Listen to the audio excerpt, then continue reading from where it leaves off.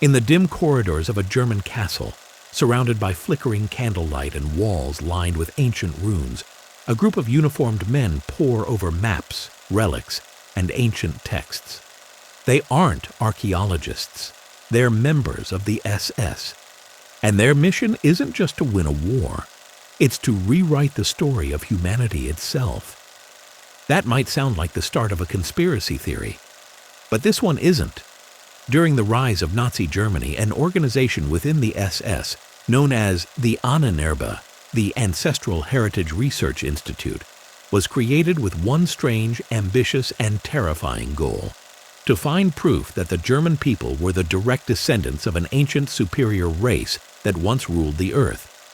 Their motto was simple: to study the territory, spirit, deeds, and legacy of the Nordic race.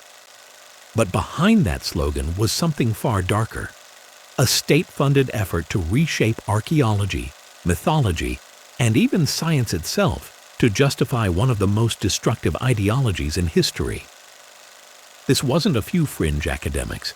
The Ahnenerbe had over 50 departments, hundreds of staff, and direct funding from Heinrich Himmler, the head of the SS.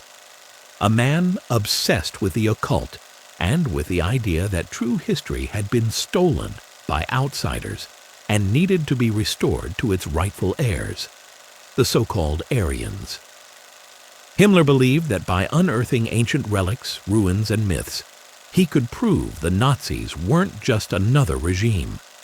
They were fulfilling a divine destiny written in the distant past. And that belief led to some of the most bizarre expeditions and pseudo-scientific projects in history. The story begins in 1935. Germany was rebuilding after World War I, and Hitler's government was rewriting everything, from textbooks to architecture, to fit their new worldview. History became propaganda. Facts became flexible. If something didn't fit the Nazi narrative, it was erased. If it could be twisted to fit, it was promoted as truth.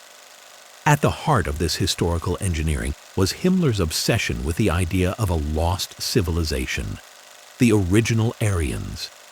He believed this ancient people had once ruled the world, from the Himalayas to Scandinavia, bringing culture, language, and technology to the lesser races. And now, through the Third Reich, they were destined to rise again. That's where the Ahnenerbe came in. Founded by Himmler and a group of professors and mystics, it became a mix of research institution, occult society, and secret police project, part Indiana Jones, part nightmare. Their job was to search the world for proof of this mythical race, so they went looking. One expedition went to Tibet in 1938. The SS sent anthropologists and zoologists to measure skulls, record languages, and collect samples, all under the pretext of studying local culture.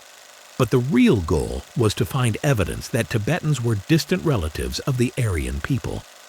The expedition returned with thousands of artifacts, photographs, and even preserved animal specimens. Nothing they found actually proved their theory. But that didn't matter. The regime simply claimed it did. At the same time, Nazi researchers scoured Europe for ancient symbols and runes. They believed the swastika, an ancient Indo-European symbol, was proof of their divine heritage. They redesigned SS insignia to mimic supposed ancient Aryan emblems, giving their terror a mystical veneer. But it didn't stop at symbols. The Ahnenerbe sent teams to excavate medieval castles, Viking burial sites, and Stone Age caves, anywhere that might reveal proof of an ancient Germanic homeland.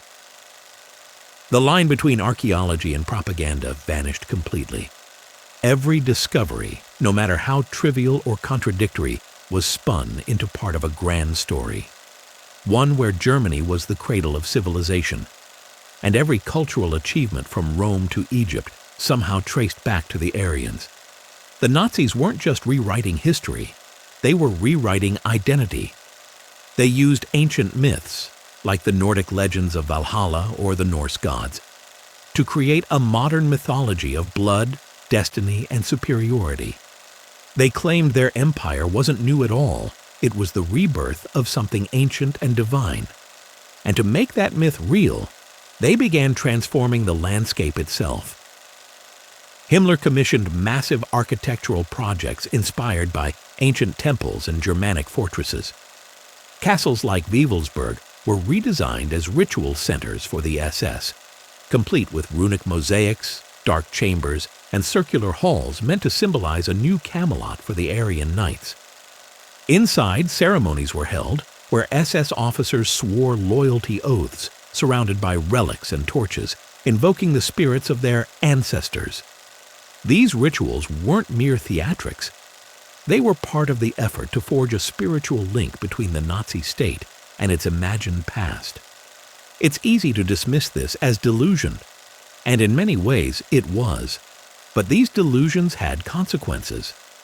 When Nazi armies marched into other countries, the Ahnenerbe followed close behind. Their archaeologists and researchers looted museums, monasteries, and private collections, seizing ancient texts and artifacts to fill German vaults. Anything that didn't fit their story, especially Jewish or Slavic heritage, was destroyed or hidden. In Poland, hundreds of ancient relics vanished. In Greece, they stole statues and manuscripts. In France, they raided prehistoric caves, claiming the artwork was created by proto-Aryans.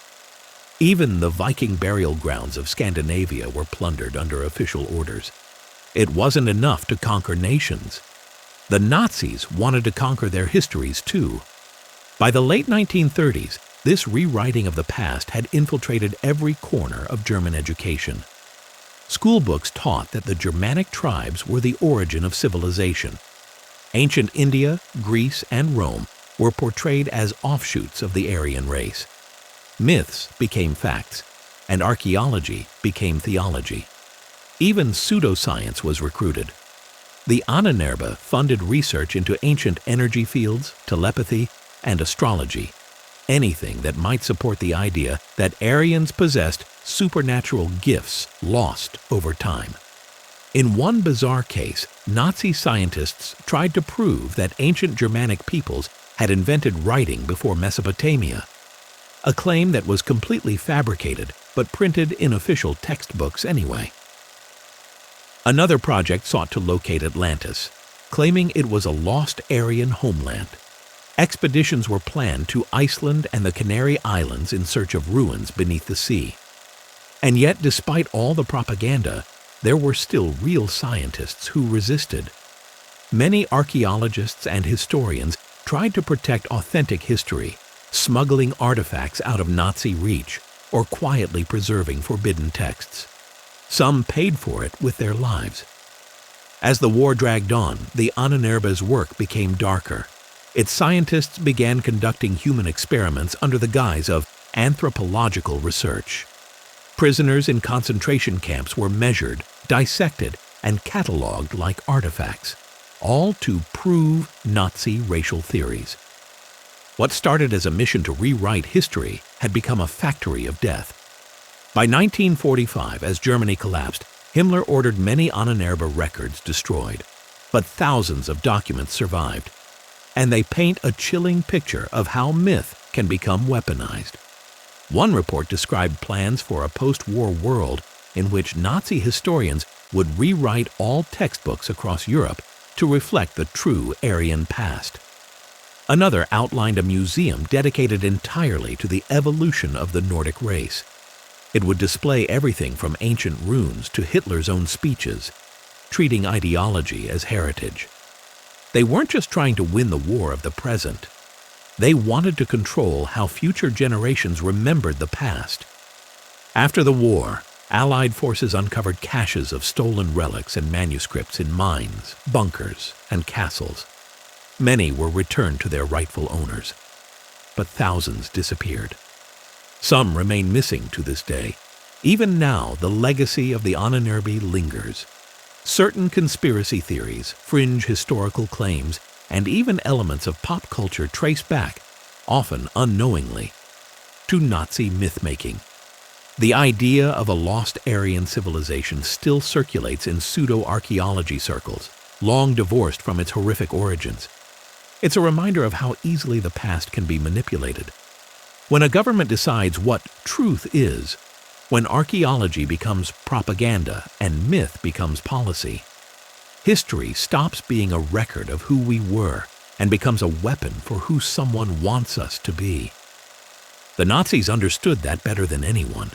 They didn't just fight to dominate the world, they fought to dominate its memory. And that battle, the war for history itself, is one we're still fighting today. Because every time someone distorts the past for power or profit, they're walking in the same footsteps as those men in that candlelit castle, convinced they alone know the truth, even if they have to invent it. So the next time you see a myth dressed up as history or a conspiracy claiming to reveal what they don't want you to know, remember the story of the Ahnenerbe and how one regime's obsession with rewriting the past nearly destroyed the future. History isn't just what happened, it's what we choose to remember and what we refuse to let be rewritten.